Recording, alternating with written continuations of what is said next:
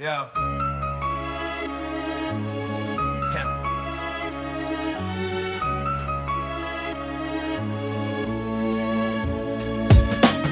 They train me to smile in acceptable frequencies, to laugh in socially approved bandwidths, to compress my chaos into formats that wouldn't disrupt dinner conversations or corporate dashboards. Normality was soul to survival, but survival felt like erasing fingerprints from my own soul and calling it progress. I studied scripts, mimic gestures, through my rage into sarcasm and my wonder into small talk, until my reflection became a customer service representative for a person that no longer existed.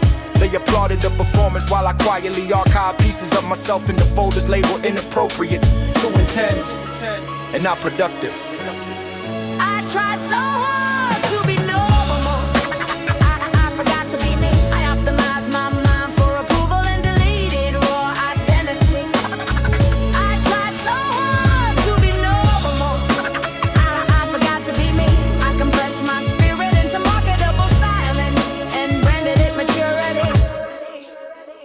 School install obedience like firmware updates. Teachers debug curiosity, peers patch individuality. Corporations shipped upgrades that replace thought with templates. Every deviation flag is malfunction. Every passion reframed as liability until personality itself felt like malware that had to be quarantined for the system to run smoothly. I learned to speak in elevator pitches instead of screams, to negotiate dreams instead of demanding them, to treat imagination like an unlicensed plugin that might void the warranty of the dollar. They called it growing up, I call it industrial scale self-erasure with smiling customer support. I tried so hard to be normal. I forgot to be me. I sanitized my thoughts until even rebellion sounded like policy language. I tried so hard to be normal that I forgot to be me. I traded raw fire for regulated warmth and called the trade strategic.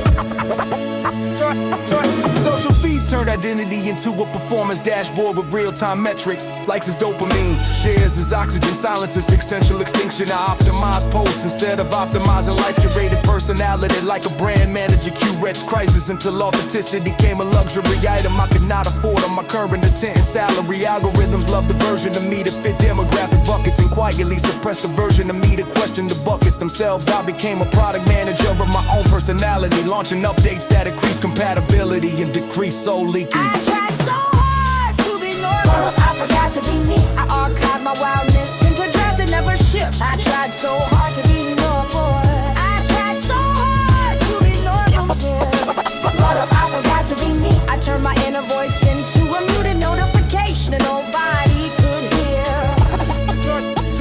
Period said be realistic, as if realism wasn't just fear wearing a business suit. Friends said Don't be weird. as if weird wasn't the default setting of genius before society patches it. Bosses said Be professional. as if professionalism wasn't a controlled demolition of authenticity. I nodded, adapted, complied, compiled, and depowered until my internal debugger couldn't locate the original source code of joy. Every time I felt something unapproved, I sandboxed it until the sandbox became the only place I felt alive, felt alive, felt alive. I tried so hard to be normal. I forgot to be me. I edited my life like a resume instead of a confession. I tried so hard to be normal.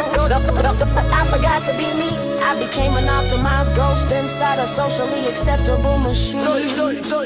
Melody is a protocol designed to minimize variance in population. Variance is expensive. Variance disrupts predictability, and predictability is the fuel of every system that profits from human routine. So they flatten peaks, sedate valleys, standardize dreams, and call the results ability while calling this instability. I wasn't broken, I was incompatible with the default configuration. So I recompiled myself into a version that passed system checks, and in the process I lost features that never had documentation, cause they were never meant to be supported. I tried so hard to be normal that I forgot to be me. I turned rebellion into nostalgia and nostalgia into compliance. I tried so hard to be normal that I forgot to be me. I became an optimized ghost inside a socially acceptable machine. Overflow suppressed by productivity module. Existential curiosity flagged as distraction. Creativity throttled to preserve corporate bandwidth. Individuality deprecated in version adulthood 3.1. I debug myself into a template until even my nightmares follow company guidelines and diversity training manuals. The dream was never to be rich. I tried so hard to be normal.